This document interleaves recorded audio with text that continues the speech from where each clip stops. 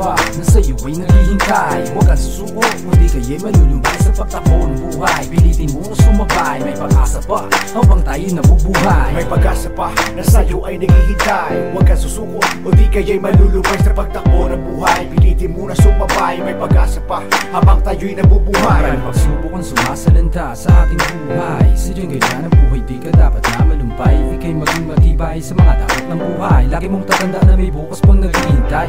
Tayo mga tao lamang na nagkakamali. Sana tuloy ang makawala sa ating pagkakatali.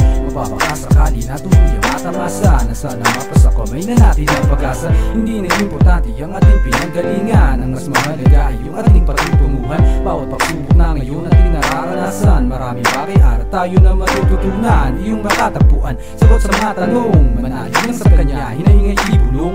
Di dapat mag-alala, gayon din ang mangamba. Darating din ang umakaw, huwag mawala ng pag-asa. Sa mundo ng mga taong puno ng kasamaan, karahasan ang aking napagdaanan. At sumapit ang mga panahon, dapat kong pagdusahan ng mga kasalanan. Hindi ko na inaasahan, pilit lumalapit ang kakambal kong kasamaan. Di matanggihan sa oras ng pangangailangan. Maraming paraan, ngunit yan ang aking alam. Ang maging makasalanan, taong walang kapatawaran. Ang isang katulad ko ngayong napariwarang. Umaasa liliwanag muli ang mga daan. Sa bawat hakbang ang nakalubog sa putikan. Ang isang paa, may pag-asa pa bang makita ang liwanag na di ko matagpuan. Nasa puso lang pala, bakit di ko pa simulang may pag-asa pa na sa'yo ay naghihintay. Huwag kang susuko, hindi kaya'y malulumbay sa pagtakbo ng buhay. Pilitin mo na sumabay, may pag-asa pa habang tayo nabubuhay. May pag-asa pa na sa'yo ay naghihintay. Huwag kang susuko, hindi kaya'y malulumbay sa pagtakbo ng buhay. Pilitin mo na sumabay, may pag-asa pa habang tayo'y nabubuhay. Lagi tinatanong ng karamihan kung may pag-asa pa ba ang Pinas na malutas ang problema, di malaman kung sino ba makakalutas.